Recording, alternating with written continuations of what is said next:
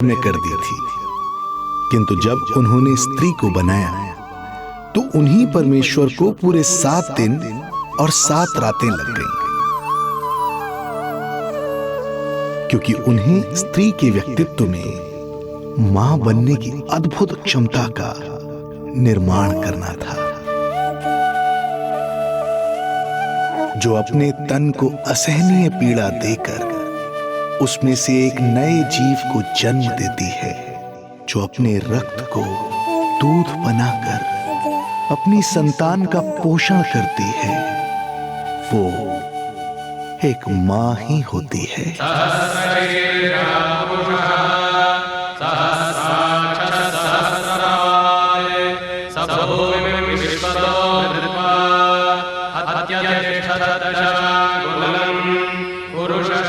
स्वयं भगवान श्री विष्णु भी मां की इस ममता से दूर ना रह पाए, विवश हो गए धरती पर अवतार लेने के लिए।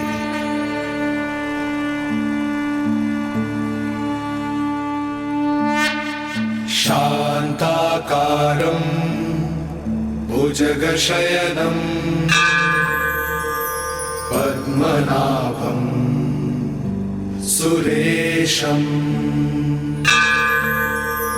विश्वाधारं गगनसदृशं मेघवर्णं शुभांगं लक्ष्मीकान्तं कमलनयनं योगी वीरध्यानगम्यं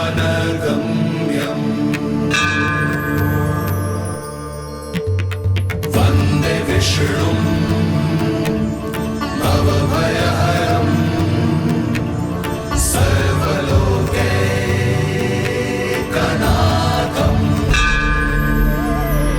वन्दे विष्णुं भवभयहरं सर्वलोकैकनाथम्।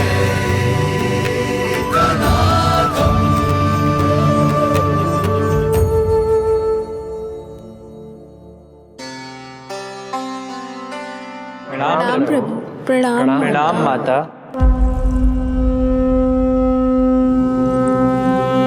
माता, प्रभु, दुष्कंस के अत्याचार दिन पर दिन बढ़ते ही जा रहे हैं। पृथ्वी की शांति नष्ट हो रही है प्रभु, और मैं देवराज इंद्र होकर भी कुछ नहीं कर पा रहा हूँ।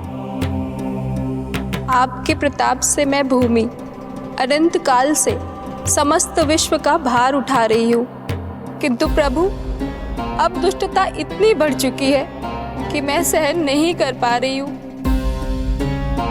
अब दया कीजिए प्रभु, इससे पहले कि मैं बुराई के इस असीम भार के नीचे दबकर ब्रह्मांड की अतल गहराइयों में खो जाऊं। मेरी सहायता कीजिए प्रभु। आंखें खोलिए प्रभु, आंखें खोलिए।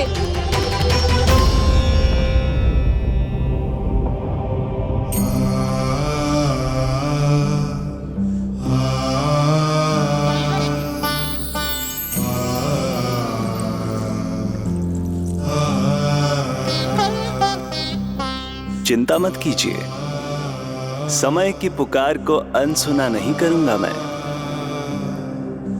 मैं आप सबका कष्ट हरूंगा। मैं अवश्य अवतार लूंगा, मैं अवश्य अवतार लूंगा, मैं अवश्य अवतार लूंगा। श्री कृष्ण के रूप में, श्री कृष्ण के रूप में, श्री कृष्ण के रूप में।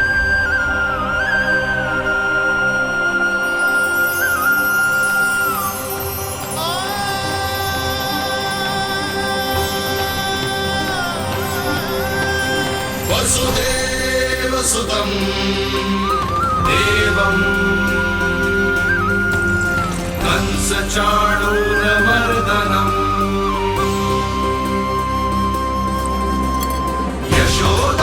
यशोदपरमानन्दम् कृष्णं वन्दे जगद्गुरुं, कृष्णं वन्दे जगद्गुरुम्। वसुदेवसुतं देवं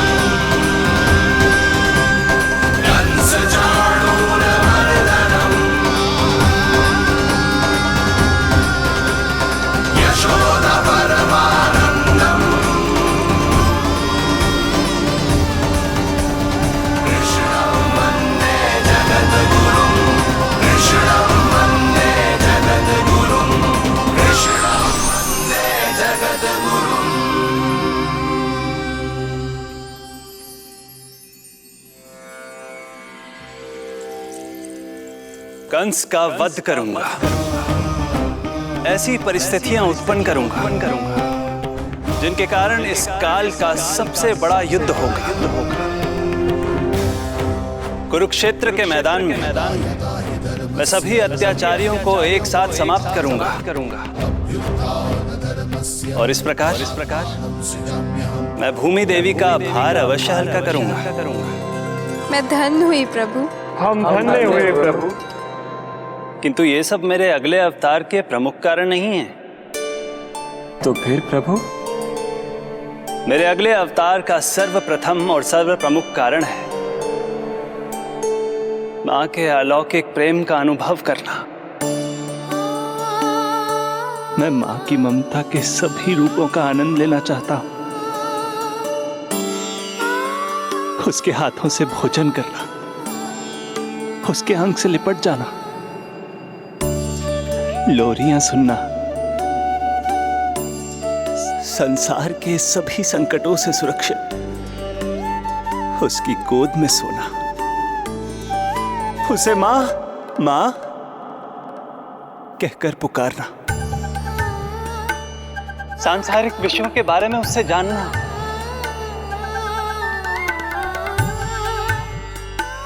और फिर कोई शैतानी कर उसके आगे आगे भागना,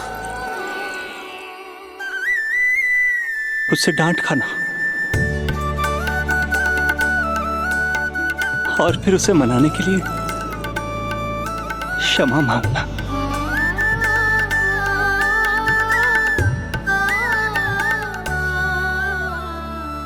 कितना आनंद आएगा जब वो मुझे दंड देने के लिए मेरे पीछे पीछे दौड़ेगी और मैं उस डर से सभी दिशाओं में भागता फिरूंगा। और फिर जब वो थककर हाँफते हाँफते रुक जाएगी तो मैं स्वयं उसके पास जाऊंगा, उसकी ममता भरी गोद में समा जाऊंगा।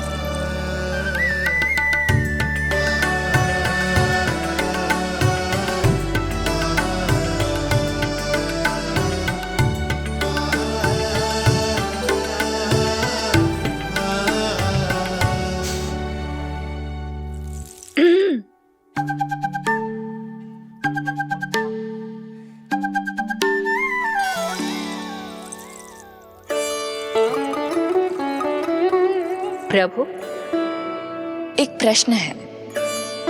माँ और संतान के अद्भुत रिश्ते के इस आनंद को आप किसके साथ अनुभव करना चाहते हैं?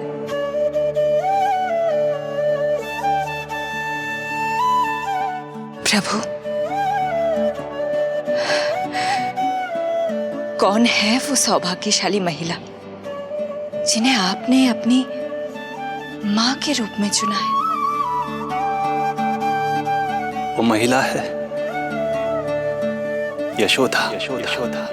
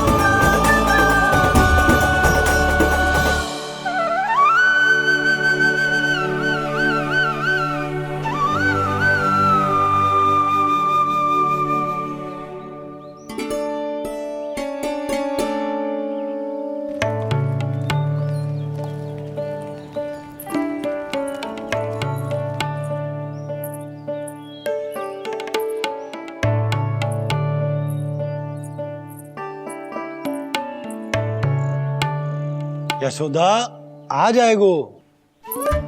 आपके जैसा बड़ा ना है कि रास्ता ढूंढते हुए अपने आप घर लौट आएगो। बस 6 महीने का बालक है, अबोध है। हे नारायण, क्षमा करना, अपने पति देव से ऊंचे स्वर में बात कर ली मैंने।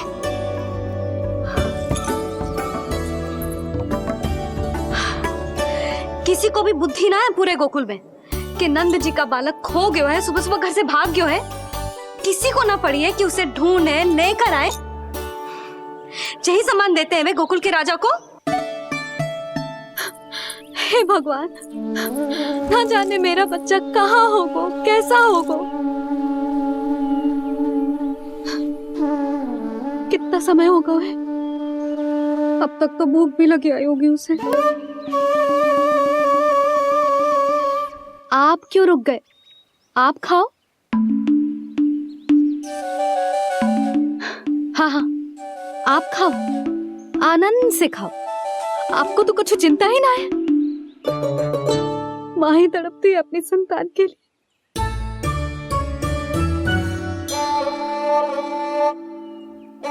अब क्या खाली पेट काम पे जानो है? क्या कहेंगे सब कि यशोदा अपने पति को भूखा रखे? ना ना, आप खाओ, खाओ ना।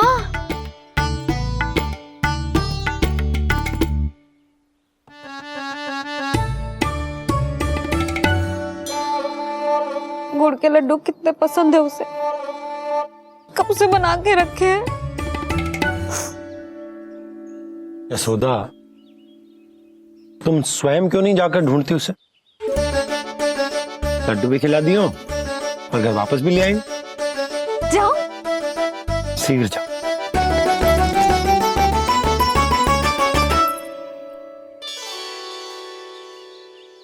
किंतु आप तो खाना खा रहे हो ना पतिदेव।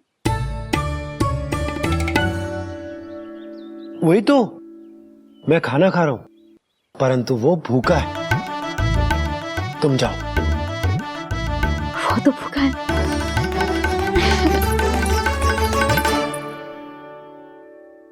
ये बनेंगी श्री हरि के अगले अवतार की माँ।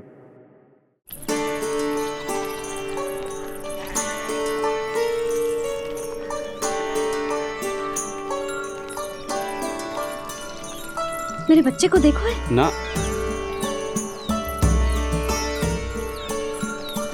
काकी, मेरे बच्चे को देखो है। नहीं नहीं,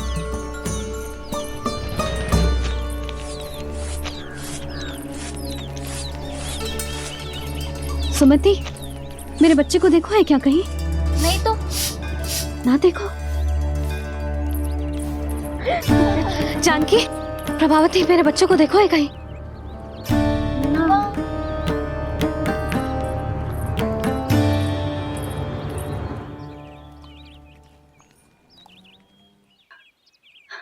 कहाँ है तू? देख, तेरी मैया कितनी चिंतित हो रही है, और तू है कि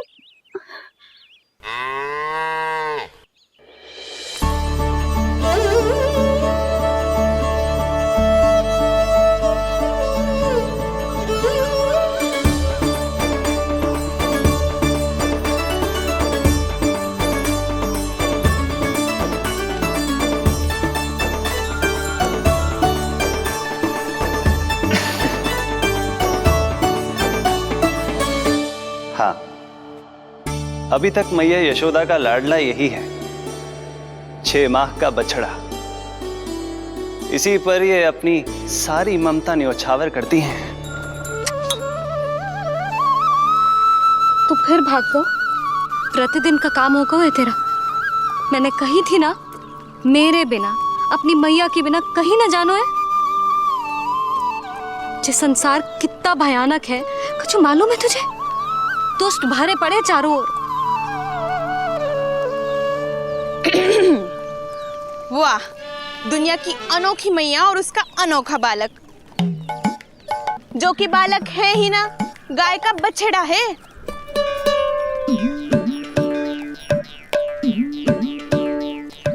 सुलक्षणा, तुम्हारी जे दशा कौन ने की? और कौन ने? जे तुम्हारे सपूत ने कूद फाद के मेरे पूरे बगीचे का सत्यानाश कर दो है। मेरा रामू ऐसा कर ही ना सकता। जे क्यों आएगा तुम्हारे बगीचे में? रंग बिरंगे फूलों के लिए। फूलों के लिए? हाँ, जीप लपलपाती है इसकी मेरे फूलों के लिए। सुबह सुबह भाग के आ जाता हो इन्हें खाने के लिए।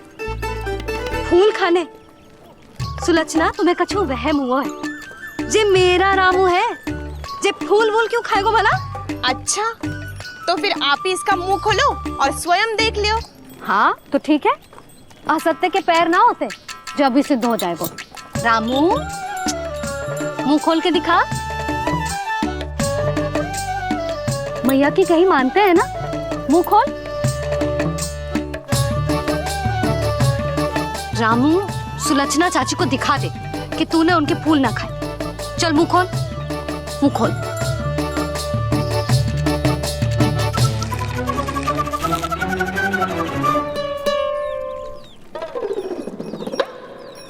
हाँ हाँ, देख लो, इसने कछु ना खाया है। हाँ, हम चल रहे हैं। अरे पर मुझे भी तो देख लेने दो। सुलक्षणा, मैं नंद देव की पत्नी हूँ, तुम्हें क्या लगता है मैं असत्य बोलूंगी? ना ना जशोदा जी, लेकिन आप तो सिद्ध करने वाली थी ना। हो तो गए हो सिद्ध। चल रामू, देर हो रही। अरे अरे, वैसे रामू जी बहुत बुरी बात है, नंद जी का बालक चोरी कर दो। छी, जो अपनी वस्तु ना है उसे छूते भी ना है, समझ आई? जे करूंगी, सुलक्षणा के यहाँ भरी टोकरी बेसन के लड्डू भिजवा दूंगी, प्रसन्न हो जाएगी। ये तो बड़ी चतुर है प्रभु। हाँ प्रभु, और जीवट भी है इनमें। बस यही देखा आप सबने? क्या आपने एक मां की चिंता नहीं देखी? प्रत्येक मूल्य पर अपनी संतान की रक्षा करने का स्वभाव नहीं देखा? या फिर असत्य भाषण करने पर अपनी भूल सुधारने की व्यग्रता नहीं देखी? कोई बात नहीं, मैं बताता हूं यशोदा क्या है। यशोदा पवित्रता की प्रतिमूर्ति है, विश्वास का आधार सुरक्षा की भावना है, ममता का मूर्त रूप है वो, वात्सल्य की गंगा है, भावनाओं का बहता हुआ निर्झर है। यशोदा अपने आप में परिपूर्ण है। यशोदा मां है। प्रभु, मां यशोदा निश्चित ही अद्भुत है। जिनके यहाँ आप पुत्र बनकर जाना चाहते हैं, उन्हें तो असाधारण होना ही है। किंतु प्रभु, आपके दिए हुए वचन के अनुसार आपको देवी देवकी का पुत्र बनकर जाना है, तो फिर आप एक ही जन्म में दोनों माताओं के पुत्र कैसे बन सकते हैं? आपका प्रश्न उचित है इंद्रदेव। पूर्व काल में प्रजापति सुतप्पा और उनकी पत्नी प्रश्नी ने मेरी घोर तपस्या की थी। उनके आग्रह करने पर मैंने उन्हें वरदान दिया था कि जब वो देवकी और वसुदेव के रूप में पृथ्वी पर आएंगे, तब मैं उनका अष्टम पुत्र कृष्ण बनकर जन्म लूंगा। पर मैया यशोदा के वात्सल्य प्रेम ने मुझे दुविधा में डाल दिया, क्योंकि वो भी तो पिछले जन्म से ही है ना। पिछले जन्म से?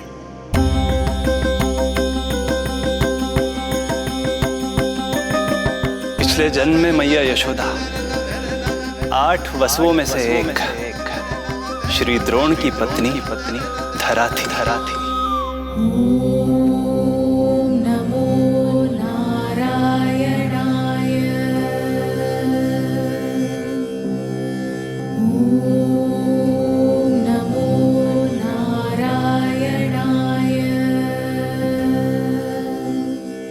दोनों सहस्त्रों वर्षों तक निरंतर मुझे पुत्र रूप में पाने की मनोकामना के साथ घोर तपस्या करते रहे।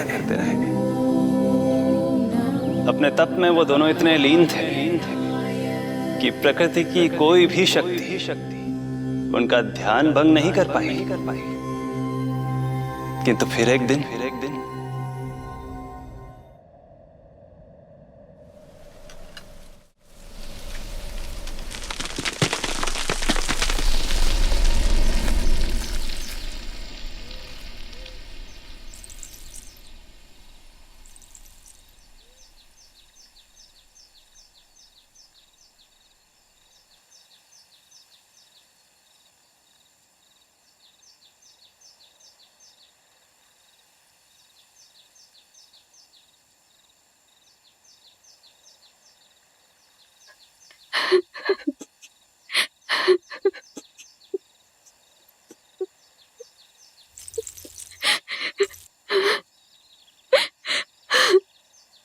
हमारे भक्ति में ऐसी क्या कमी रह गई प्रभु कि अभी तक आपके दर्शन का सौभाग्य नहीं मिला। अब तो सैकड़ों वर्ष बीत गए हैं आपका सुमिरन करते हुए।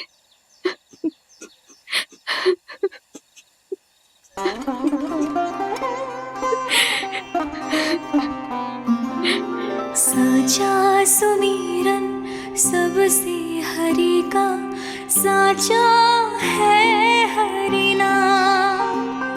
साचा सुमिरन सबसे हरि का, साचा है हरि नाम।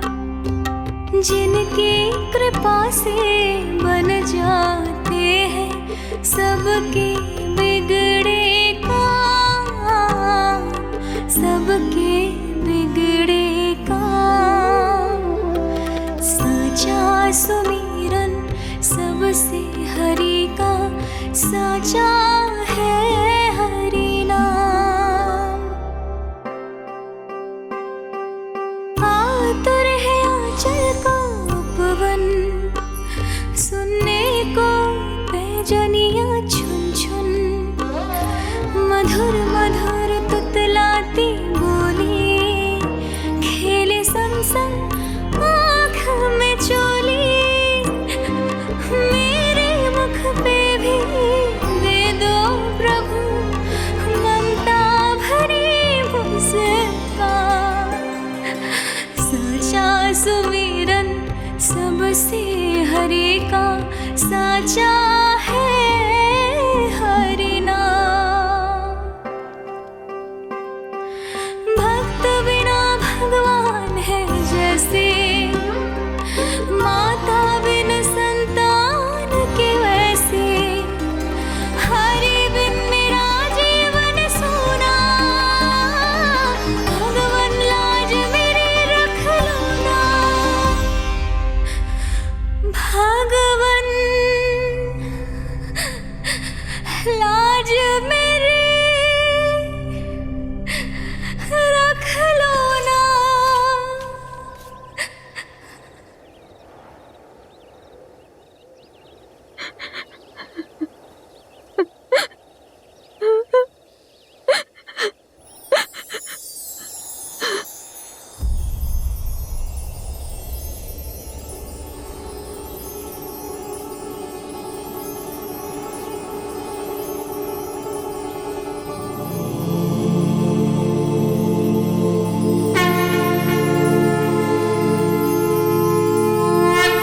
सशंख चक्रम सकिरीट कुंडलम सपीत वस्त्रम सरसीरुहे क्षणम। सहार वक्षस्थल शोभितौस्तुभम् नमामि विष्णु शिरसा चतुर्भुजम्।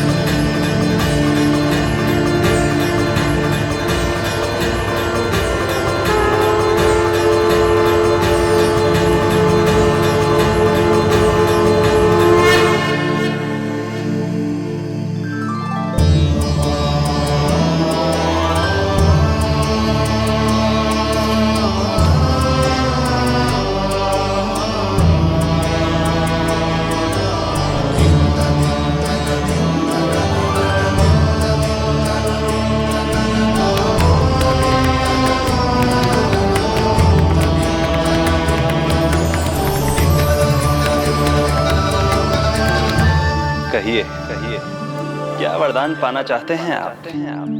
प्रभु, हम आपकी सेवा करना चाहते हैं, परंतु भक्त की भांति नहीं, अभी तो माता पिता के समान। आपका एक पुत्र के रूप में पालन पोषण करें। आप हमें माँ पिता के भांति प्रेम दें और हम आप पर अपनी ममता न्योछावर कर सकें। बस इतनी ही इच्छा है प्रभु। आपकी इच्छा पूर्ण होगी। मैं आपकी संतान के रूप में अवश्य आऊंगा, किंतु उसके लिए आपको मेरे अगले अवतार के बाद एक और अवतार की प्रतीक्षा करनी होगी, क्योंकि अगले जन्म के लिए मैं पहले ही ये वरदान माता देवकी को दे चुका हूं। प्रभु, किसी भी जन्म में आपको अपने पुत्र के रूप में पाना मेरा सौभाग्य होगा, किंतु मेरी ममता मेरे वश में नहीं है। प्रभु, आप साक्षात मेरे सामने खड़े हैं, किंतु मेरे नेत्र आपके इस दिव्य चतुर्भुज रूप को नहीं देख पा रहे। इन्हें तो आप अभी से बाल रूप में दिखाई दे रहे हैं। मेरे भीतर उमड़ती ममता की ज्वार का अनुभव कीजिए प्रभु। केवल कल्पना मात्र से मेरा वक्ष स्थल दूध से भराया है। ये गोद तरसने लगी है, मन अभी से लोरियां गाने लगा है। मेरे इस अनुरोध को स्वीकार कीजिए प्रभु, कृपा करें। इस माँ से और प्रतीक्षा ना करवाए प्रभु, और प्रतीक्षा ना करवाए। उस पल माता धरा की ममता भरी भक्ति और प्रेम भाव को देखकर मेरे मुख से भी वो शब्द निकल ही पड़ा जिसे एक बच्चा पहली बार बोलना सीखता है, माँ।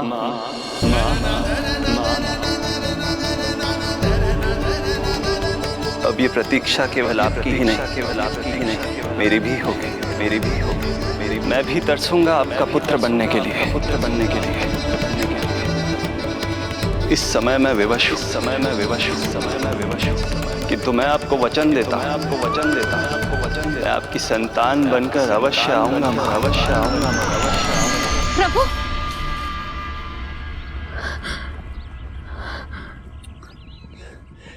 धरा, भगवान ने हमारी पुकार सुन ली। वरदान तो सभी भक्तों को मिलता है, परंतु हमें तो हरि का वचन मिला है। वो आएंगे, अवश्य आएंगे। अब हमें केवल उस शुभ दिन की प्रतीक्षा करनी है। अब और प्रतीक्षा नहीं होगी मुझसे।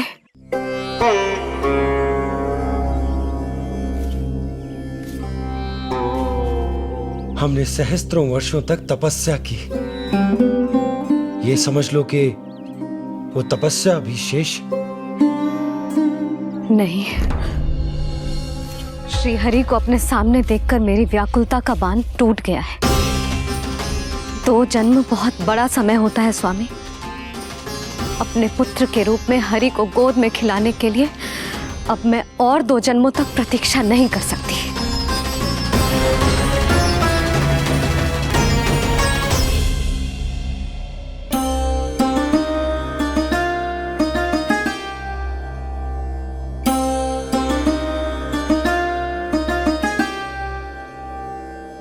व्यर्थ हरि बिन जग ये सारा, व्यर्थ हरि बिन जीवन धारा।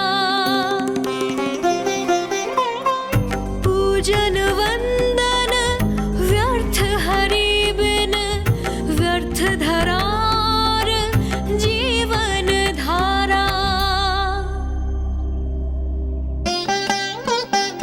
वरुण देव विनती सुन लीजिए, तन मेरा निर्जल कर दीजिए। हरि के बिन सारा जल तन का सागर सा हो गया है खारा। प्रभु, माता धरा की तपस्या का तेज अत्याधिक है। प्रकृति के पंचतत्व, 5 महाभूत इनकी पुकार सुनने के लिए विवश है।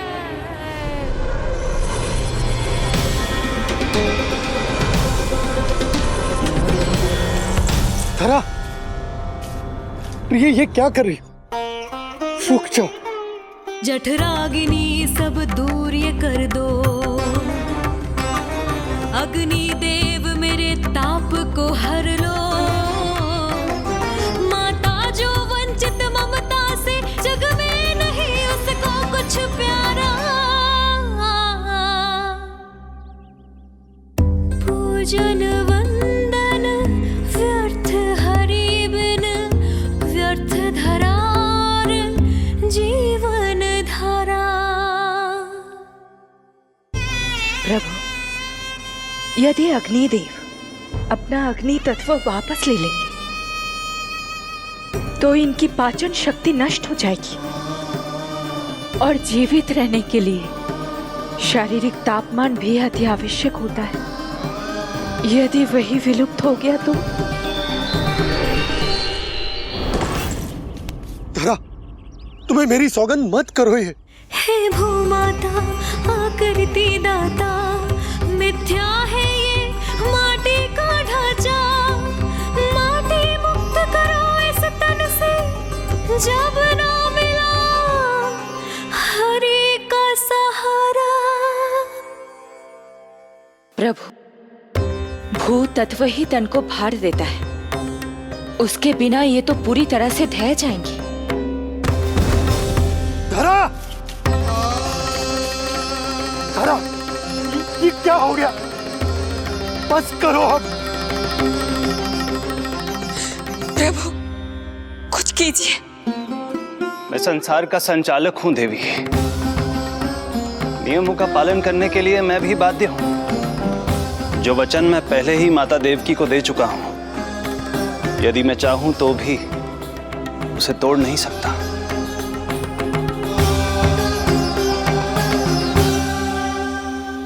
सुख लो आयु सब इस तन की, आस है जो ना शेष है मन की।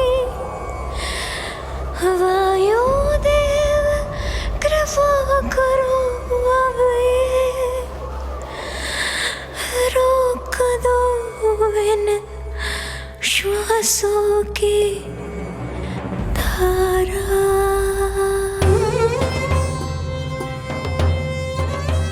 प्रभु, प्राण वायु के बिना प्राणों का बचना संभव नहीं।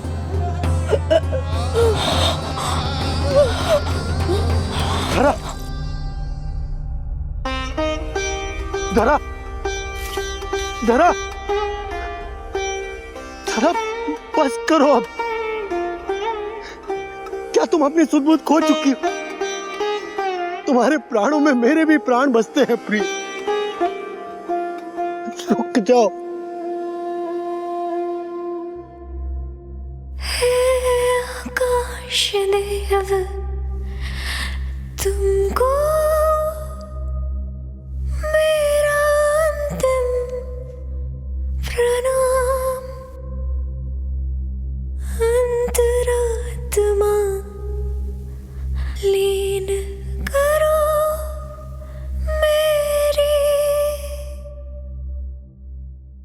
लेके श्री हरि का नाम।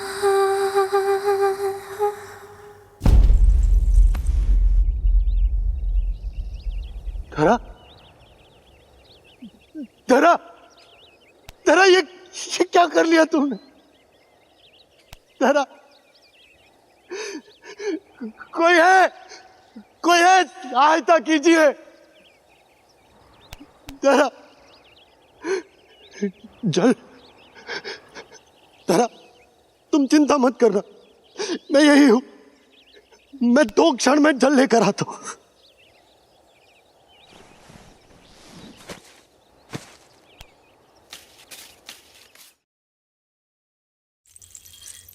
प्रभु, आप नियमों से तो अवश्य बंधे हैं, परंतु आप लीलाओं के स्वामी हैं। कोई तो उपाय निकालिए। आपने इन्हें मां कहकर पुकारा है। मां की प्राण रक्षा पुत्र नहीं करेगा तो और कौन करेगा?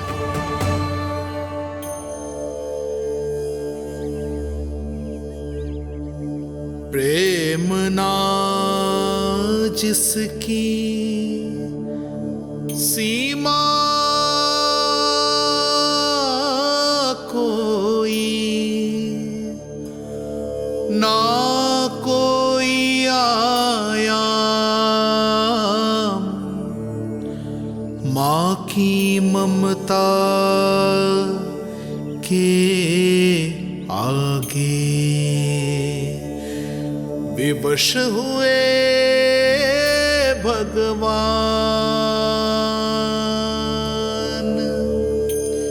विवश हुए भगवान।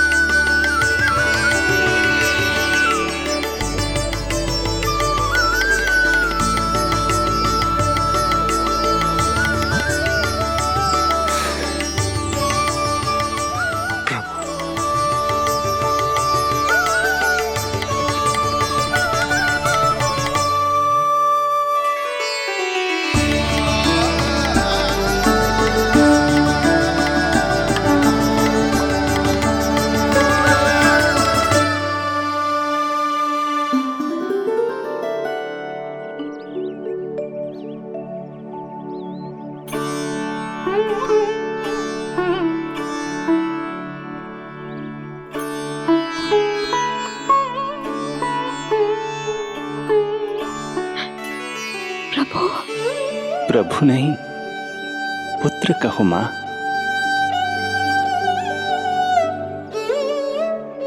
पुत्र, मेरा पुत्र, मेरा पुत्र।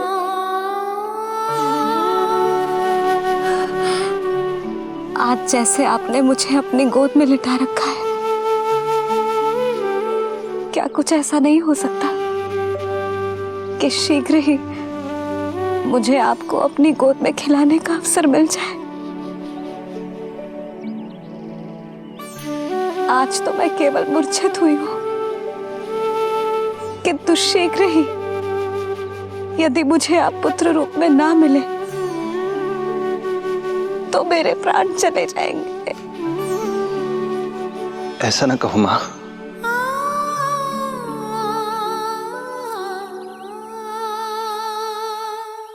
माता देवकी को मैं पहले ही वचन दे चुका हूं, इसलिए विधि के विधान के अनुसार मुझे उन्हीं का पुत्र बनकर जन्म लेना होगा। किंतु आपकी आतुरता का अनुभव करने के बाद अब मैं भी आपका स्नेह पाने से स्वयं को और वंचित नहीं रख सकता।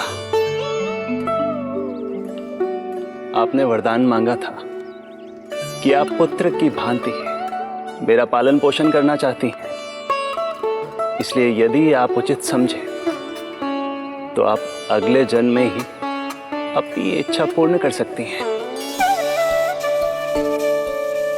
जिस आयु में संतान को अपनी मां की ममता के आंचल की आवश्यकता सबसे अधिक होती है,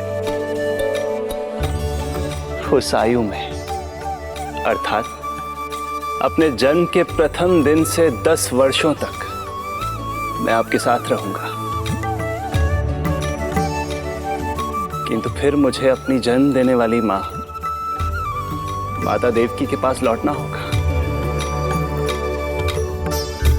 ऐसा करने से मैं उन्हें दिया वचन भी निभा पाऊंगा और आपकी ममता का सौभाग्य भी प्राप्त कर पाऊंगा। यदि आपको स्वीकार हो तो।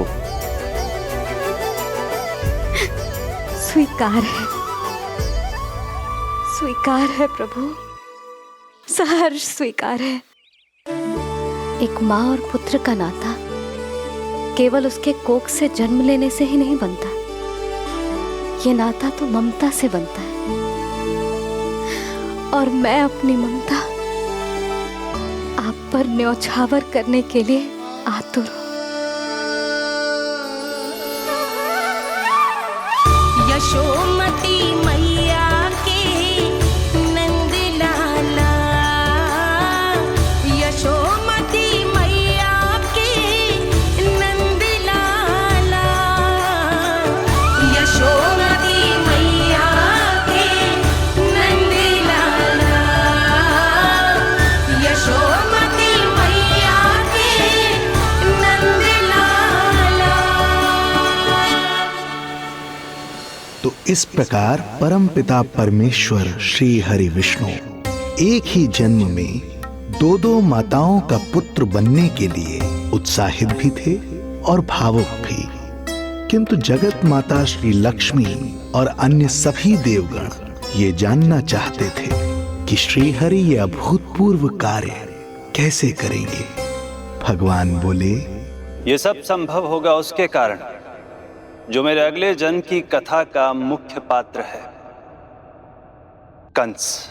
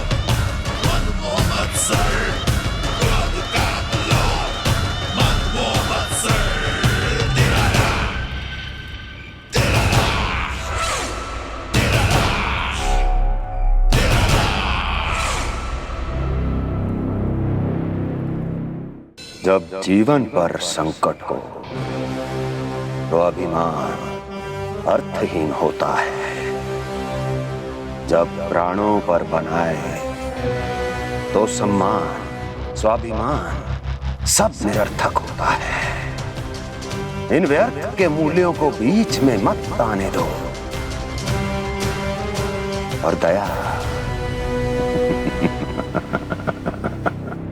उसे तो बिल्कुल नहीं। मार डालो साधु संत ऋषि मुनि स्त्री वृद्ध, चाहे वो नवजात शिशु ही क्यों ना हो। किंतु हां, यदि शत्रु भारी पड़ने लगे, पराजय सामने दिखाई देने लगे, तो उसी क्षण शत्रु के पैर पकड़ लो और अपने प्राणों की भिक्षा मांग लो। अहंकार को आड़े मत आने दो। अग्निः शेषम ऋणः शेषम शत्रुः शेषम तथैव च पुनः पुनः प्रवर्धेत तस्मात् शेषम न कार्येत। अर्थात अग्नि की एक भी चिंगारी, ऋण की एक भी मुद्रा और शत्रु की एक भी संतान यदि शेष रह जाए तो शीघ्र ही विकराल रूप धारण कर सकती है। इन सब का समूल नाश ही एकमात्र उपाय है अपनी सुरक्षा का। इसलिए कहता हूं,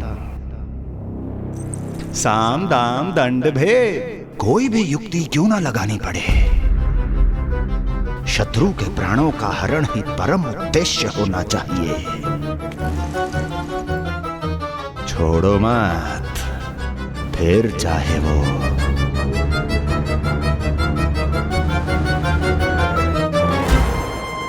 विष्णु ही क्यों ना हो।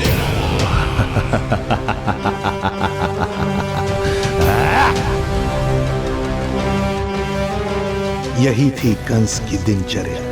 वो प्रतिदिन स्वयं को स्मरण कराता था कि स्वार्थ के लिए किसी भी सीमा को तोड़ने में कुछ अनुचित नहीं है। तभी तो राजगद्दी प्राप्त करने के लिए उसने अपने पिता महाराज उग्रसेन को भी नहीं छोड़ा था। पिताजी,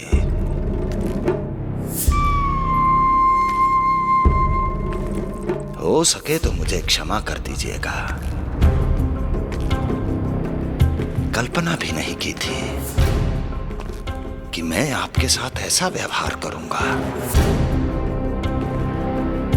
आपको प्रतीत हो रहा होगा कि मैं क्रूर हूं, स्वार्थ में अंधा हो गया हूं,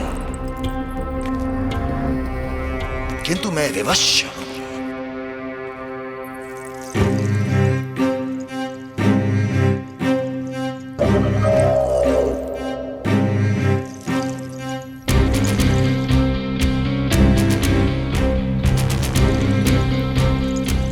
आज से सत्ता का ये भार अब मुझे उठाना पड़ेगा पिताजी, क्योंकि आप तो अत्यंत दयावान हैं। अपनी आवश्यकता से अधिक प्रेम आपको अपनी प्रजा से है, किंतु मैं ऐसा नहीं। मैं अपने शत्रुओं का काल हूं, तभी तो मेरे प्रति दुर्भावना रखने वाले मेरे सम्मुख आने से पहले थर थर कांपते हैं। इसलिए मथुरा का राज सिंहासन मेरे साथ अधिक सुरक्षित रहेगा, क्योंकि मैं आपसे अधिक उपयुक्त हूं पिताजी। मेरा विश्वास कीजिए। हृदय पर गोवर्धन पर्वत रखकर मुझे यह निर्णय लेना पड़ रहा है पिताजी।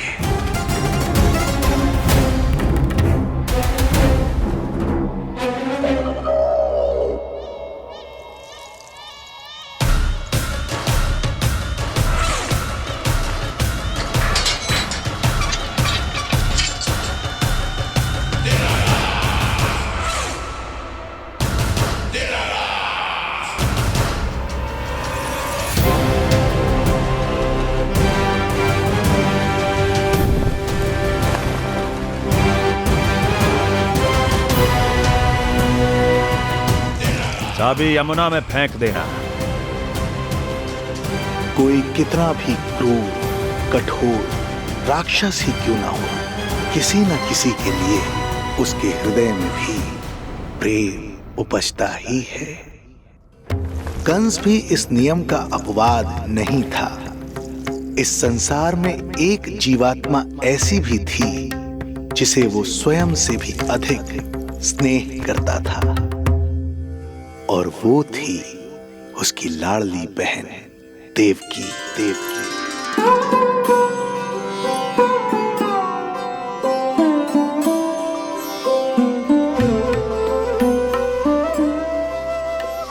देवकी के लिए कंस एक राजा नहीं, मात्र भाई था, जो अपनी बहन की छोटी सी मुस्कुराहट के लिए आकाश पाताल एक कर सकता था। अत्यंत धूमधाम से उसने अपनी देवकी का विवाह यादवराज वसुदेव के साथ संपन्न करवाया। रुको।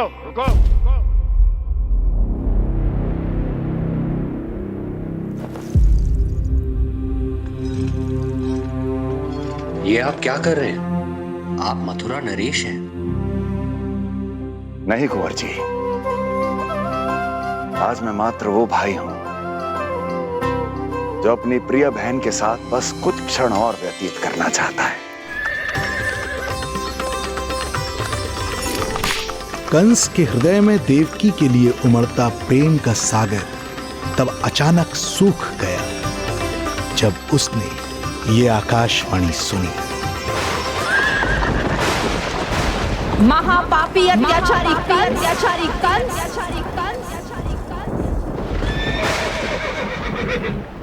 जिस देवकी को तू इतने प्रेम से ससुराल ले जा रहा है, वही तेरे अंत में सहायक होगी। तेरा काल तेरी प्रिय बहन के गर्भ से उसकी 8वीं संतान बनकर जन्म लेगा और तेरा विनाश करेगा, विनाश करेगा, विनाश करेगा।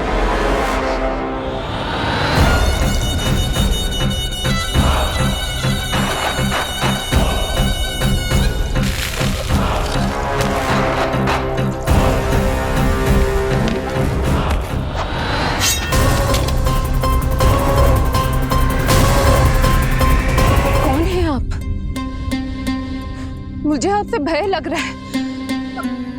आप मेरे भैया नहीं हो सकते। सही कहा तूने। जो मेरे विनाश को जन्म दे उस कुल घातिनी से मेरा कोई संबंध नहीं।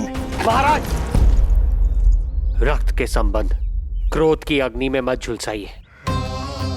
जिस बहन को आपने बचपन से आज तक इतना प्रेम दिया, क्या वो आपके विरुद्ध किसी षड्यंत्र में सहायक हो सकती है? भला हमारी संतान आपका विनाश क्यों करेगी? अपनी नवविवाहित बहन पर कृपा कीजिए महाराज। अपने पुरुषार्थ से आपने कितने असुरों को युद्ध में पराजित किया है।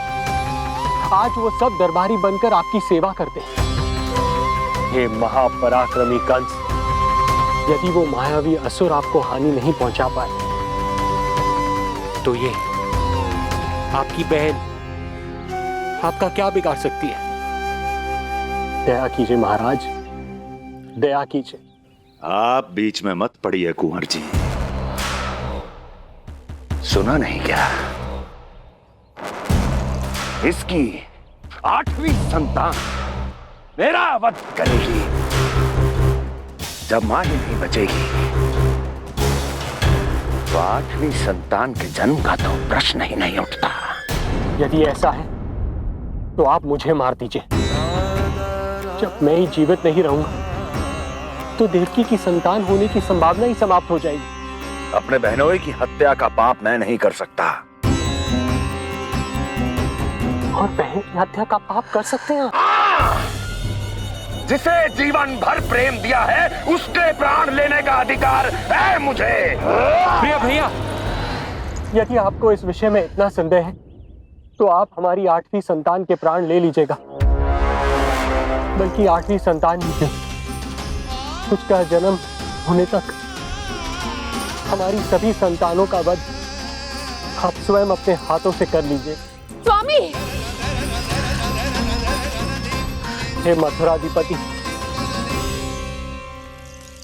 मेरी पत्नी को प्राण दान दे दीजिए। मैं महाराज शूरसेन का पुत्र वसुदेव आपको वचन देता हूं, अपनी 8 संतानों को जन्म लेते ही स्वयं आपके सामने प्रस्तुत करूंगा। अपनी 8 संतानों को जन्म लेते ही स्वयं आपके सामने प्रस्तुत करूंगा।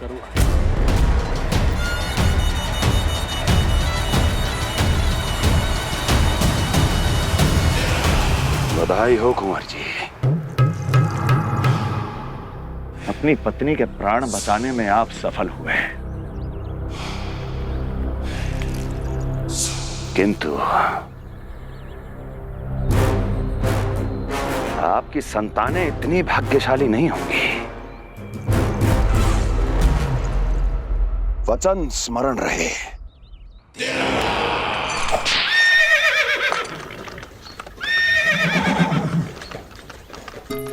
इस तरह रक्त की प्यासी कंस की तलवार की छाया में देवकी और वसुदेव का वैवाहिक जीवन प्रारंभ हुआ। जब कंस की निर्ममता और वसुदेव के वचन का ये दुखद समाचार गोकुल पहुंचा तो हे नारायण, अर्थात राजा वसुदेव यदि कंस के सामने गिड़गिड़ाते नहीं तो रानी देवकी के प्राण चले जाते। हाँ नंदराज, और अब वो दोनों कंस के महल में हैं, किंतु वो महल भी उनके लिए किसी बंदी गृह से कम नहीं है।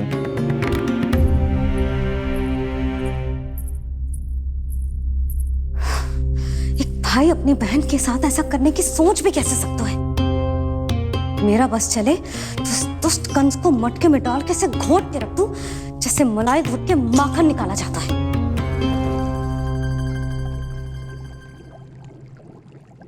ना, माखन ना, जे कंस तो कीड़ा है। इसे तो पटक पटक के ऐसे मारना चाहिए जैसे कीड़ा निकालने के लिए धान के गट्ठर को पटका जाता है।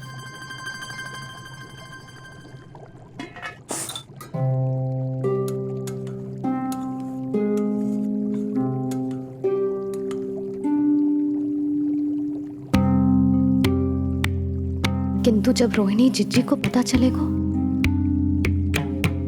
तो वो तो अपने आप को ही दोष देंगे, क्योंकि बालक ना होने के कारण उन्होंने ही वसुदेव जी को राजकुमारी देवकी के साथ दूसरा विवाह करने पर विवश किया था।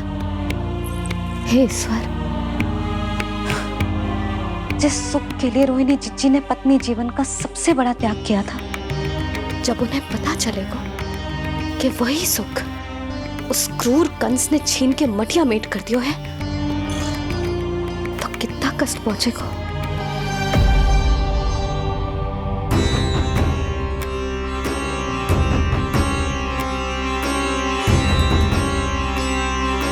रोहिणी जीजी,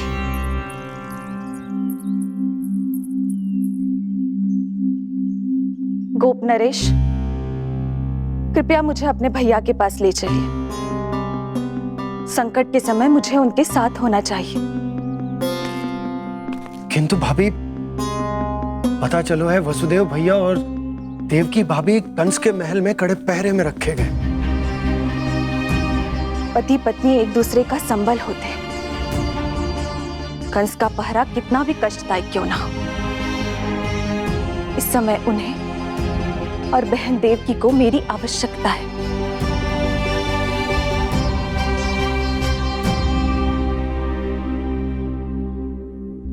ये मेरी विवशता है कि यादव कुलदीपक होकर भी आपको इस महल में बंदियों की तरह रहना पड़ रहा है, और मैं कुछ कर भी नहीं पा रही। काश आपने मुझसे विवाह ही ना किया होता। तो क्या मैं अपने भाग्य से भाग पाता देवकी? पूर्व जन्म के कर्मों के फल स्वरूप जो हमारी नियति में लिखा है वो तो हमें भोगना ही है। श्री हरि क्या करते हैं, कब और क्यों करते हैं, ये दुख हमारे जीवन में किस उद्देश्य से आए हैं, इन रहस्यों का पता लगा पाना हम मानवों के लिए संभव नहीं है देवकी।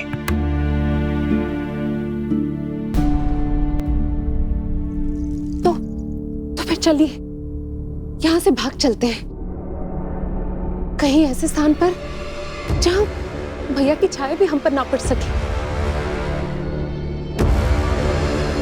नहीं प्रिय, कंस के गुप्तचरों की दृष्टि हम पर अवश्य होगी, और मैं ऐसा कोई कार्य नहीं कर सकता जिससे तुम्हारे जीवन पर कोई संकट आए। और मैंने उन्हें अपनी सभी संतानों को सौंपने का वचन भी दिया है। अपना वचन मेरे लिए प्राणों से भी अधिक महत्वपूर्ण है देवकी।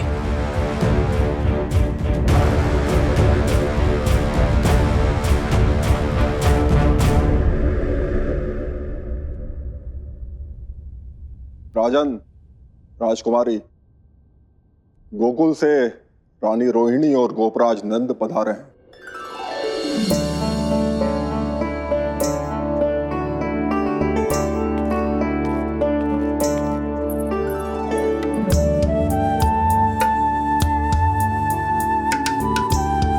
स्वामी,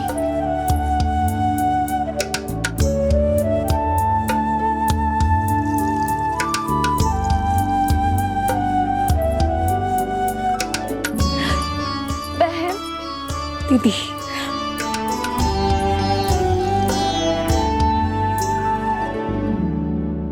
भाई नंद, जो आप हमारे लिए कर रहे हैं उसके लिए धन्यवाद शब्द बहुत छोटा है। मैं अपने भाग्य को स्वीकार कर चुका हूं। यदि यही श्री नारायण की इच्छा है तो यही सही।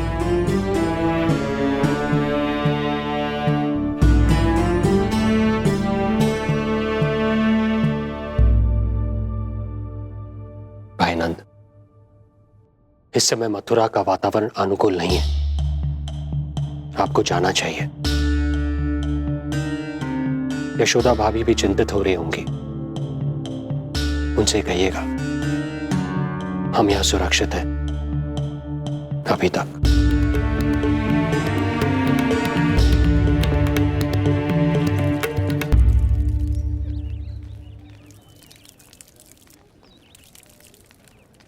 वसुदेव भैया का भाग्य पर भरोसा देख वे अपनी संतानों को कंस को अवश्य सौंपेंगे।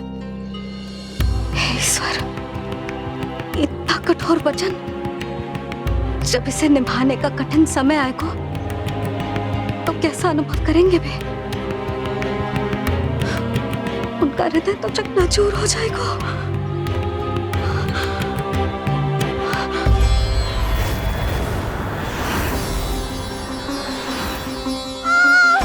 सब्र से सब ठीक हो जाएगा। देवकी, मैं महाराज शूरसेन का पुत्र वसुदेव आपको वचन देता हूं, अपनी 8 संतानों को जन्म देते ही स्वयं आपके सामने प्रस्तुत करूंगा।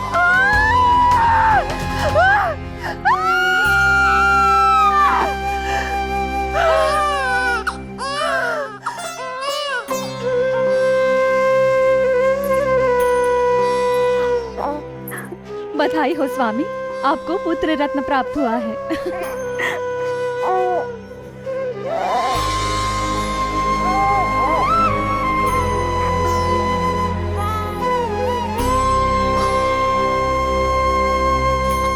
महाराज को पता चला तो क्या होगा?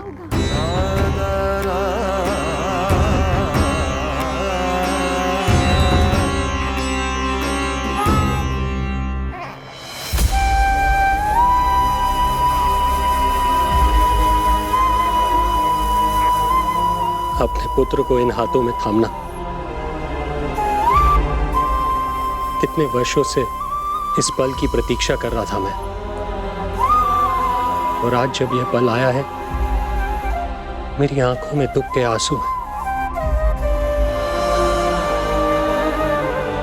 एक पिता जब प्रथम बार अपनी संतान को गोद में उठाता है तो सबसे पहले यह सोचता है कि उसे क्या नाम दूं, उसका सुनहरा भविष्य कैसे सुनिश्चित करे। किंतु मैं वो भाग्यहीन पिता हूं जो अपने पुत्र का भविष्य मृत्यु के अंधकार में डुबोने जा रहा है। मैं इसे नाम देकर क्या करूंगा?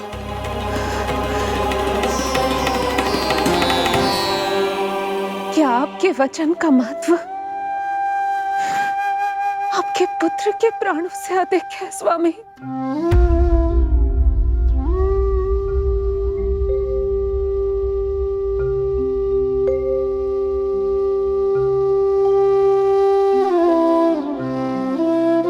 श्री नारायण का दूसरा नाम सत्य होता है देवकी।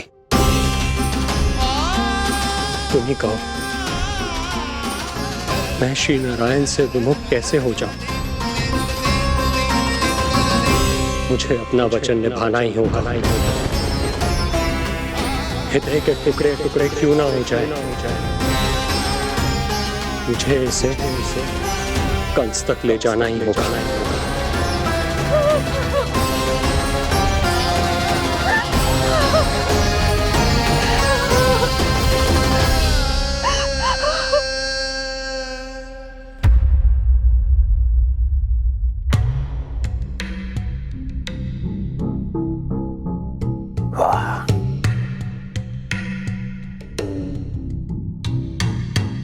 इतना स्वादिष्ट भोजन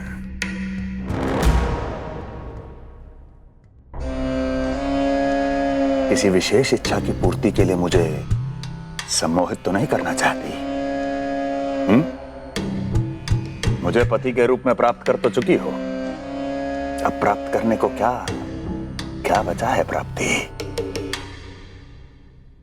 मैं प्राप्ति नहीं, अस्थि हूँ स्वामी।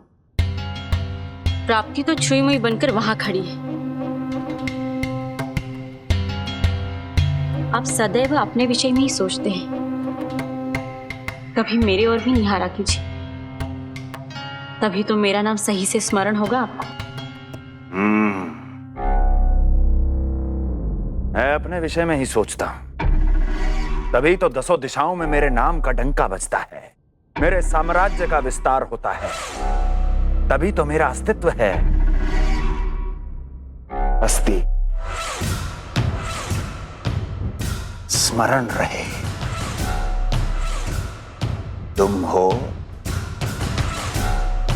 क्योंकि मैं हूं।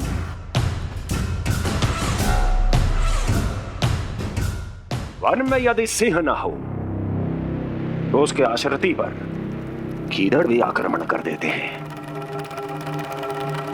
सिंह कभी अपने शत्रु को एक क्षण भी जीवित नहीं छोड़ता महाराज।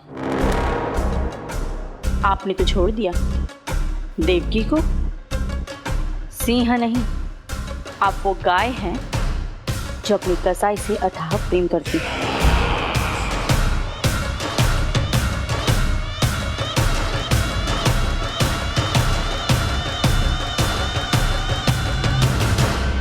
सभी संतानों को जन्म लेते ही मेरे पास लेकर आएगा, ये वचन दिया है वसुदेव ने मुझे। तो फिर आया क्यों नहीं महाराज? प्रथम शिशु का जन्म तो हो चुका है।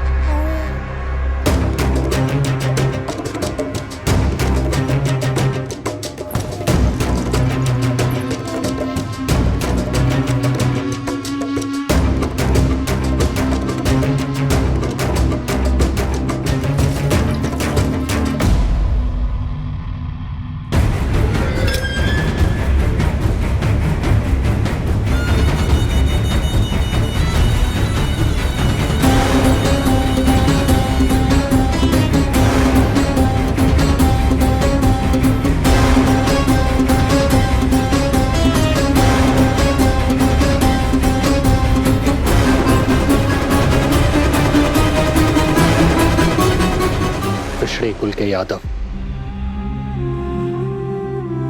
अपना वचन मिथ्या नहीं होने देते महाराज।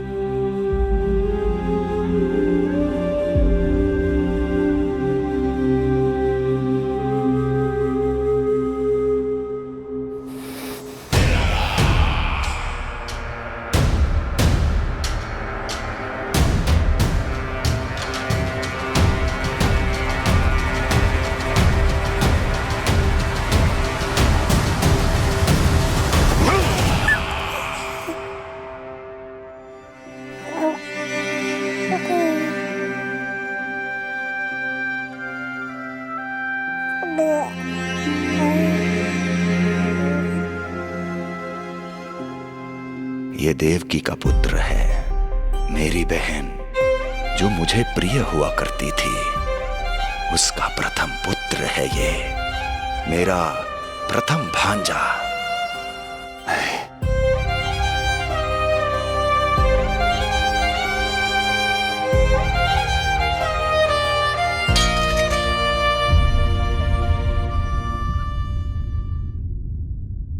इसे वापस ले जाइए कुंवर जी।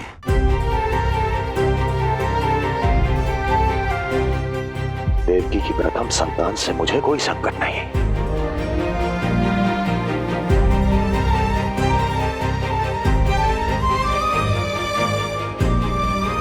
और आपको क्या लगता है कुंवर जी कि मैं कोई राक्षस हूं क्या?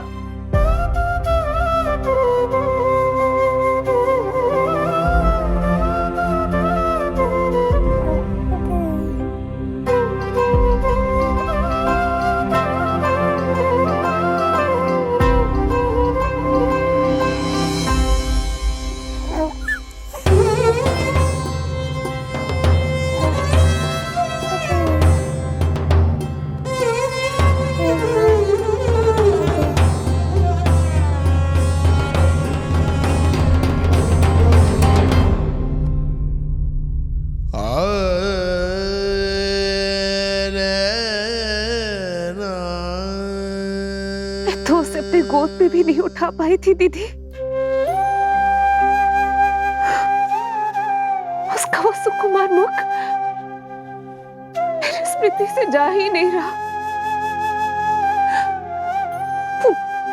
वो मधुर रुदन अभी तक मेरे कानों में गूंज रहा है। मैं तुम्हारी पीड़ा का अनुमान लगा सकती हूँ देवकी। मैंने उसे जन्म नहीं दिया था, फिर भी मेरे कान अभी तक उसके रुदन की ध्वनि सुन रहे हैं। क्योंकि ये अपनी माओ को पुकार रहा है। तुम्हारे भैया ने हमारे पुत्र को प्राणदान दे दिया देवकी।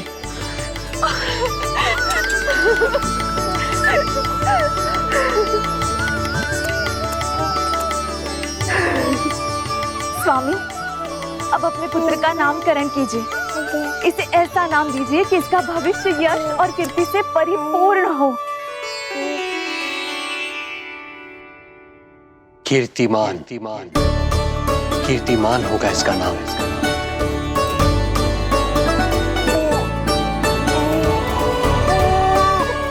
कीर्तिमान।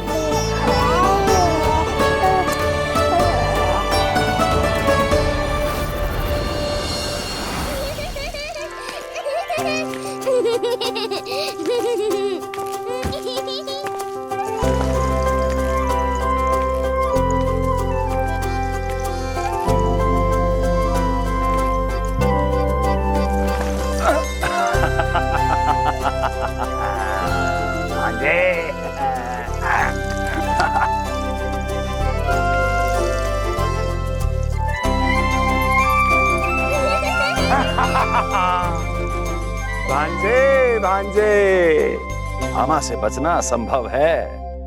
मामा जी, आपकी भुजाओं में कितना बल है, मुझे पीड़ा हो रही है। मेरा दूसरा हाथ पकड़ लीजिए। तुझे पीड़ा हो रही है? ये ले।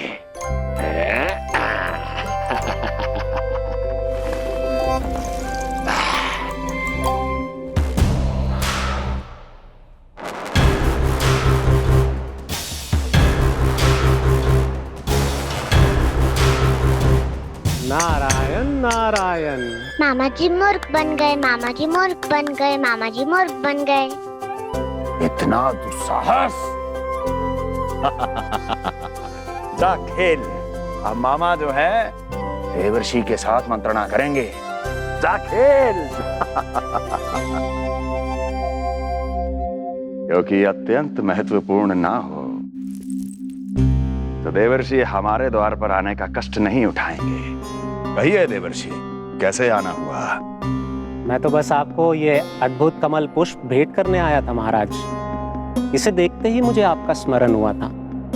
मानो ये मुझे पुकार कर कह रहा हो, मुझे महाराज कंस के पास ले चलिए।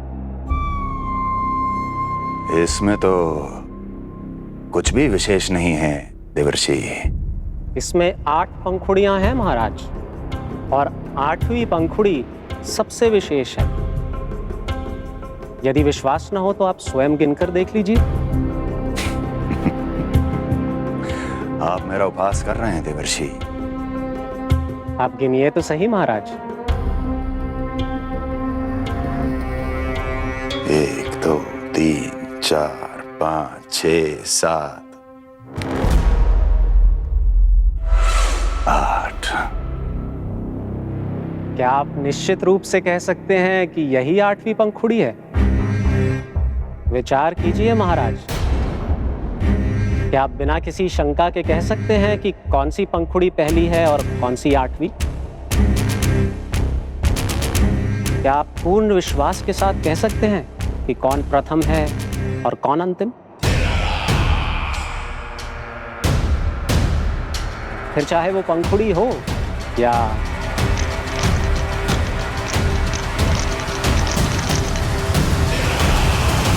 सावधान करने के लिए धन्यवाद देवर्षि। कंस के साथ धोखा करने वाले को अति भीषण दंड मिलेगा।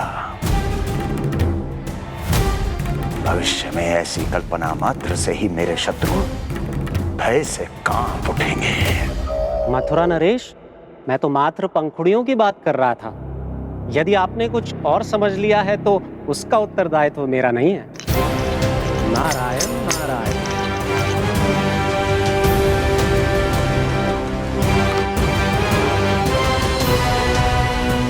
विचार कीजिए महाराज, क्या आप बिना किसी शंका के कह सकते हैं कि कौन सी पंखुड़ी पहली है और कौन सी आठवीं?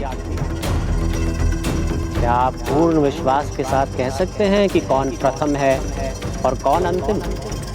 फिर चाहे वो पंखुड़ी हो या...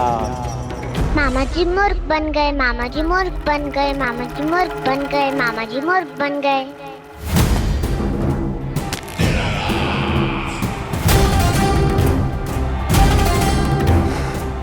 कंस को कोई मूर्ख नहीं बना सकता।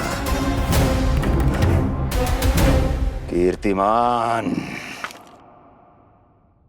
जी मामा जी। क्रोध काम लोभ मद मोह मत्सर, क्रोध काम लोभ मद मोह मत्सर, क्रोध काम लोभ। मामा जी मुझे दर्द हो रहा है। मद मोह मत्सर, क्रोध काम लोभ मद मोह मत्सर।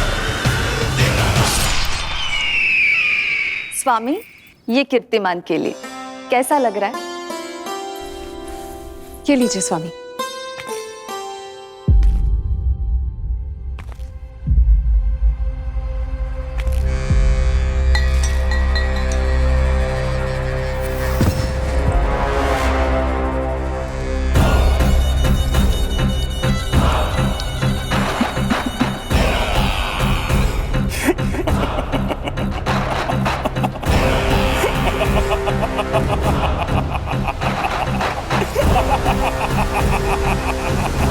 नेत्रों के सामने अपनी संतान की हत्या होते हुए देखना कितना पीड़ादायक रहा होगा ये दृश्य।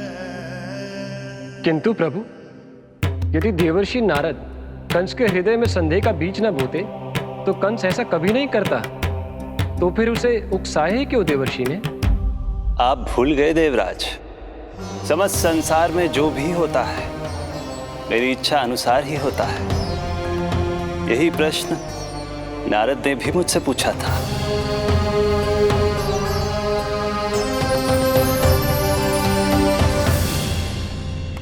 नारायण नारायण।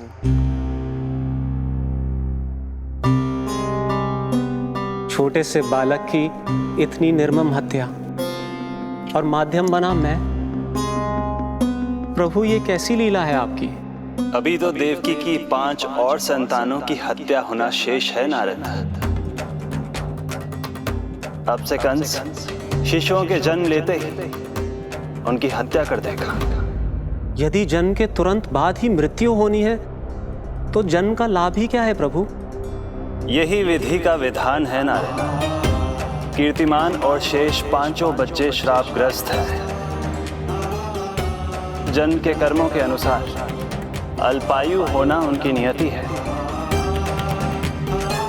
उनकी मृत्यु के बाद ही शेषनाग के अंश के रूप में बलराम और मेरे अंश के रूप में श्री कृष्ण का अवतार संभव होगा। नारायण नारायण।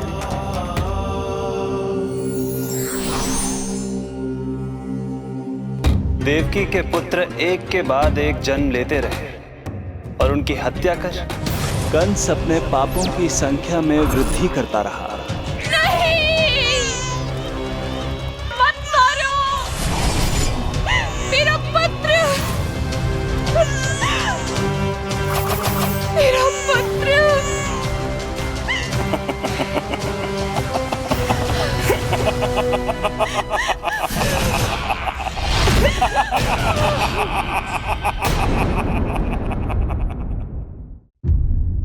अब उसकी क्रूरता की कथा ऐसे मोड़ पर आ पहुंची जहां से वापसी असंभव है, क्योंकि अभी अभी उसने देवकी के छठे पुत्र का वध कर दिया है। हे प्रभु, कितना दुर्दांत है ये कंस। किंतु एक ही जन्म में एक साथ 2 माताओं का पुत्र बनने में उसने आपकी सहायता कैसे की प्रभु?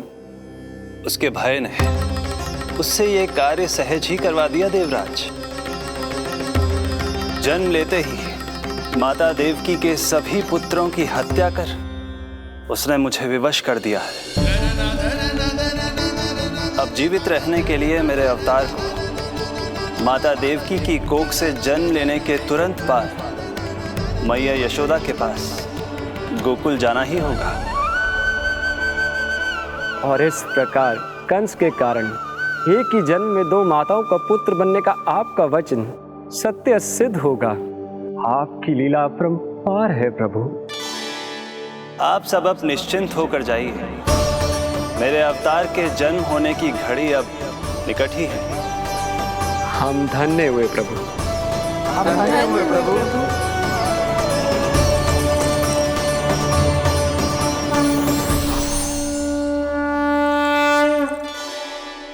मुझे तो अभी से मैया यशोदा के साथ आपको खेलते हुए देखने की उत्सुकता हो रही है। उनकी प्रवृत्ति कितनी निराली है। क्रोध ना करूं तो क्या करूं? देखिए इसकी सतानी, फिर चला गया सुलक्षणा के बगीचे में फूल खाने। और आपको तो पता है ना सुलक्षणा का, इतनी सी त्रुटि हो जाए पूरे गांव में बखान करने में कोई कमी ना रखती। और यह कि अरे जब ग्वालिनों को पता चलेगा तो क्या कहेंगी? यही ना कि जसोदा अपने बच्चे को खाना ना देती, भूखा रखे है। सुनो जी, मैं तो कहती हूँ अब ब्याह करा देते इसका। अब वो ही ध्यान रखेगी इसका। केवल पत्नी सुधार सकती है तुझे। तुम इसके बारे में बात कर रही हो कि मेरे बारे में? नहीं, वैसे सारे गोकुल वाले यही कहते हैं कि हमारे घर पर तुम्हारा ही राज चलता है। हे नारायण, ये परिहास की बात है क्या? मैं इतना दबा के रखती हूँ क्या आपको? यशोदा, हास की बात थी। रामू के कारण मुंह से निकल गई। तुझसे तो मैं बात ही ना करूंगी। कर अपने मन की।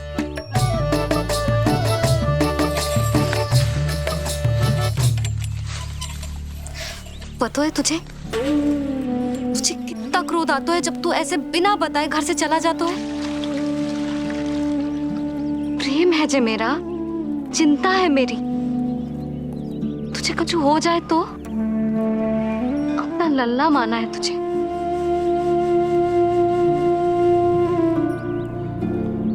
मेरे भाग्य में तो आमन्ना लिखो ही ना है।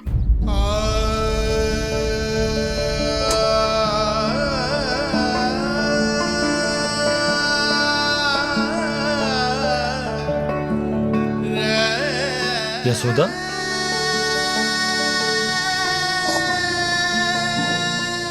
आपको पता है जब मैं छोटी थी इसके जैसी चंचल थी।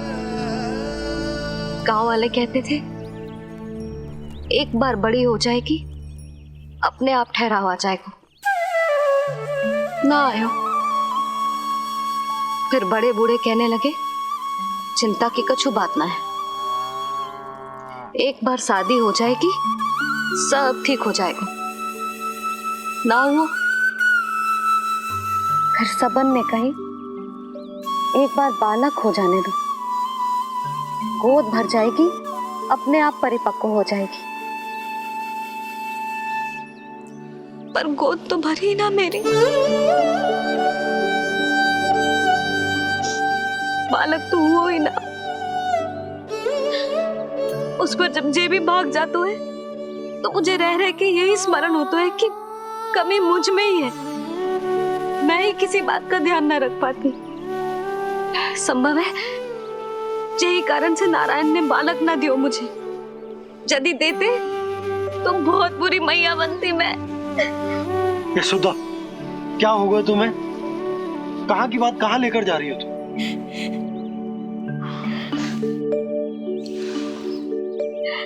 बालक अवश्य होगा हमें, और बहुत अच्छी मैया बनोगी तुम। बस नारायण सही समय की प्रतीक्षा कर रहे हैं। मेरी तो ना सुन रहे बे। आप ही कह दियो उनसे अब और प्रतीक्षा ना होगी मुझसे।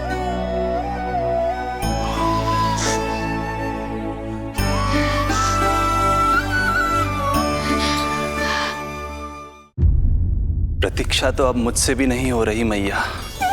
तो फिर मैया की इच्छा पूरी कीजिए प्रभु। जिस क्षण की प्रतीक्षा मुझे इतने वर्षों से थी, बस अब वो निकट है। किंतु प्रभु, आपको तो माता देवकी का 8वां पुत्र बनकर जन्म लेना है, तो फिर 7वां पुत्र? धीरज रखिए, धीरज। आपको तो ज्ञात ही है, मेरे यहां देर है, अंधेर नहीं। मैं यहाँ तुम दोनों पर आश्रित हूँ यशोदा। भोजन, सुरक्षा, परिवार का अपनापन सब कुछ दिया है तुमने मुझे, किंतु मेरा दुख मुझे एक क्षण भी चैन लेने नहीं देता। मेरे स्वामी और बहन देवकी कितने ही वर्षों से कंस की काल कोठरी में बंदी है। दिन रात नियति के शाप को सहन करने के अतिरिक्त और कोई उपाय नहीं है उनके पास। ऐसे में मैं सुख की सांस कैसे लूं? कीर्तिमान की हत्या के बाद मेरी सुरक्षा के लिए मेरे स्वामी ने मुझे यहाँ भिजवा दिया, चुपचाप। किंतु मेरा हृदय तो वही छूट गया यशोदा। इससे तो अच्छा होता कि मैं भी उसी कारागार में होती, मेरे स्वामी और बहन देवकी का दुख तो साझा कर पाती। अपनी 6 संतानों को कंस के हाथों मृत्यु के गोद में जाते देखा है उन्होंने। अब तो मुझे उस क्षण की कल्पना से भी डर लगने लगा है, जब देवकी अपने 7वें पुत्र को अपने गर्भ में धारण करेगी। भय से भविष्य नहीं टलता, होनी होकर ही रहती है। समय बीता और देवकी के गर्भ में 7वें पुत्र का आगमन हुआ। क्या इसका भी भविष्य वही होगा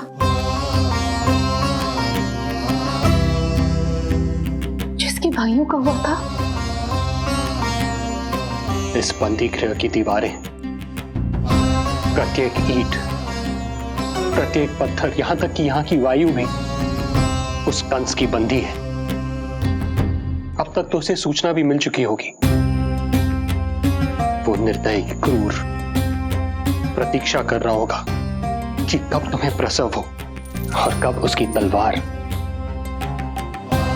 हमारे नन्हे शिशु, हमारी 7वीं संतान का रक्त पिए।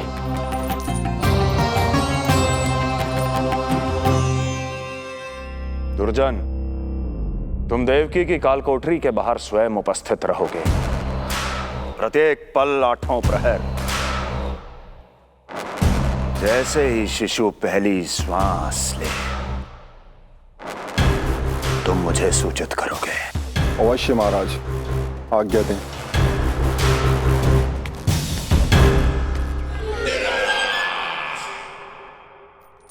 कुछ कीजिए स्वामी, कुछ कीजिए। मैं नहीं चाहती कि ये अपनी प्रथम श्वास इस बंदी गृह में ले। देवकी, विवशता से मेरा कलेजा भी फटा जा रहा है, किंतु इस काल कोठरी में बंद मैं कर ही क्या सकता हूं? किंतु इस सृष्टि के पालनहार, जगत के नियंता श्री हरि तो कर सकते हैं, तो फिर क्यों नहीं करते वो कुछ ऐसा कि कम से कम मेरी इस संतान का अंत उतना दुखद ना हो जैसा अन्य संतानों का हुआ था। क्यों नहीं करते वो कुछ हरि, क्यों नहीं करते?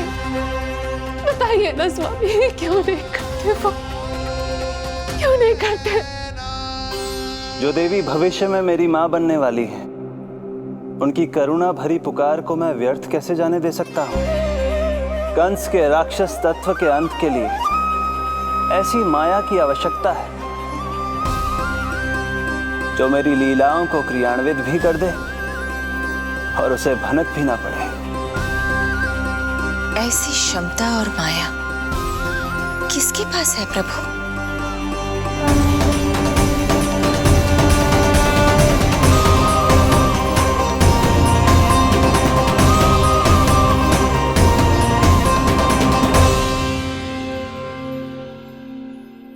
ओम नमो आकर्षिणी ज्वाला मालिनी, ओम नमो भगवती क्लेशनाशिनी।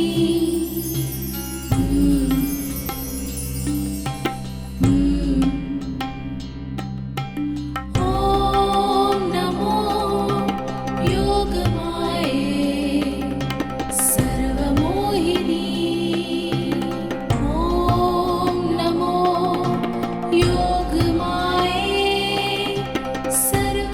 आज्ञा दीजिए प्रभु। माता देवकी का गर्भपात करके उस संतान को रानी रोहिणी के गर्भ में स्थापित कीजिए देवी।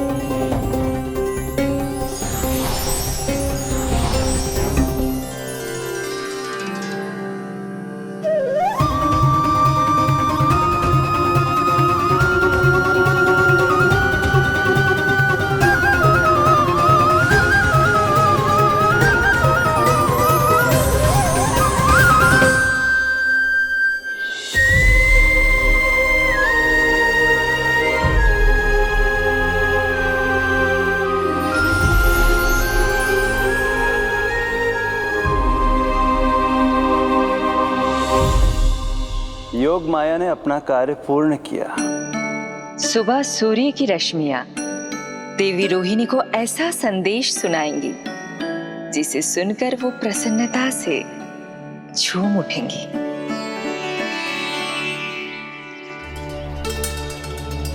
यादव कुल के नए राजकुमार के आगमन पर बहुत बहुत शुभकामनाएं रानी।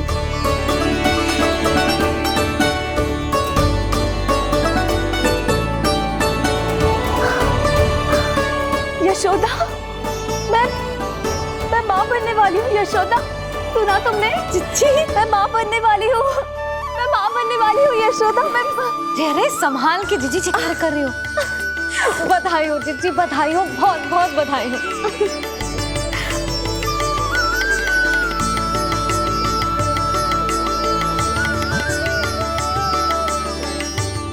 विधि का विधान भी विचित्र होता है।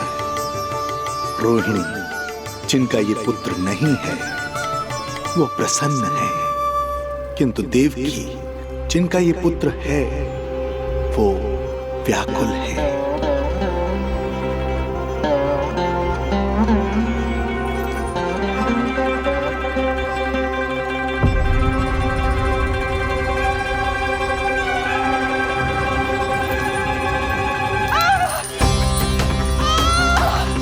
क्या हुआ देवकी? तुम ठीक तो हो? स्वामी, स्वामी मेरा पुत्र, स्वामी हमारा पुत्र चला गया। स्वामी हमारा पुत्र चला गया। धीरज धरो देवकी, संभव है यही श्री हरि की इच्छा हो। किंतु मैंने उनसे ये तो नहीं मांगा था ना स्वामी। मैंने कहा था हमारा पुत्र यहाँ श्वास न ले, इसका ये अर्थ नहीं था। क्यों किया नारायण ने ऐसा? क्यों किया?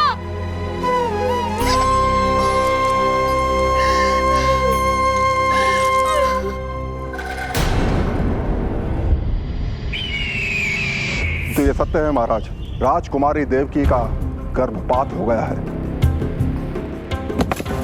बच गया वो शिशु।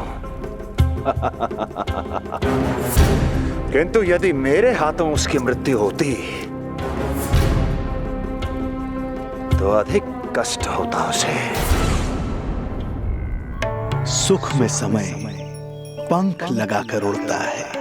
शीघ्र ही रोहिणी के प्रसव का दिन आ पहुंचा और उसने एक स्वस्थ और सुंदर बालक को जन्म दिया।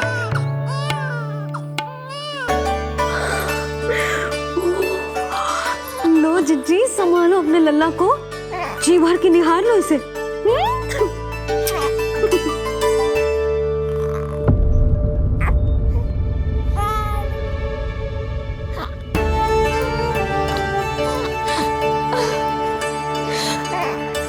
मेरा पुत्र राजकुमार,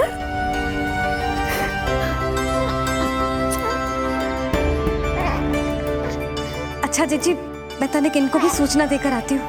वसुदेव भैया तक भी तुझे शुभ समाचार पहुंचाना है। राजकुमार कौन है? हाँ, गोकुल का राजकुमार है। हाँ, गोकुल का राजकुमार है, मेरा बच्चा। बल तो इतना है कि पूछो ही मत आप। एक बार उंगली पकड़ लेना तो उसके बाद छुड़ाना अत्यंत कठिन हो जाता है। और दृष्टि ऐसी कि एक बार में मन मोह ले। भगवान श्री राम की भांति सबको प्रसन्न रखतो है। बस तो फिर उसका नाम बल राम रखना। तो फिर उसका नाम बल राम रखना। देवकी, बधाई हो, तुम छोटी मां बन गई। भैया, आप दोनों कछु चिंता ना करियो। बलराम का लालन पालन मेरा उत्तरदायित्व है। उसे कछु कमी ना होने दूंगा मैं।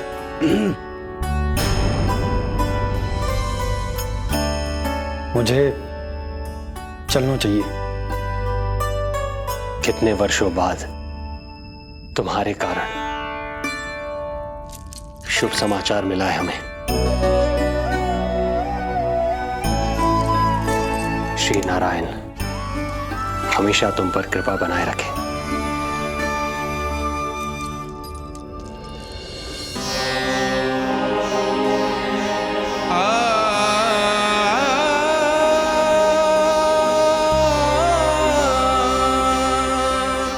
आपको बहुत बहुत बधाई हो स्वामी।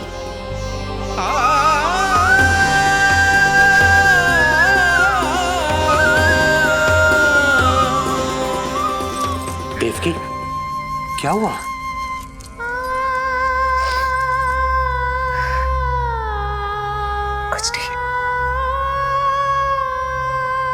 रोहिणी दीदी ने हमको वो सुख दे दिया जो मैं कभी ना दे सकी। उन्होंने आपको संतान दे दी, किंतु मैं देवकी,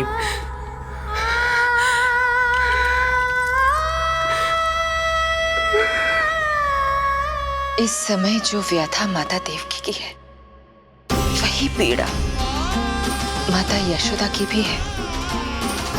माता देवकी की ममता अपनी सभी संतानों को खोने की वेदना से त्रस्त है, तो माता यशोदा की ममता संतान ना होने के संताप में झुलस रही है।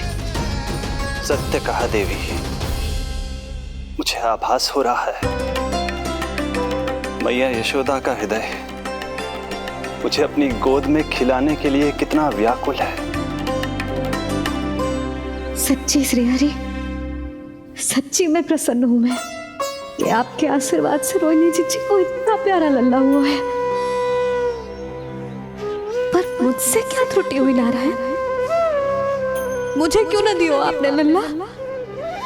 मुझसे क्या त्रुटि हुई नारायण? मुझे क्यों न दियो आपने लल्ला?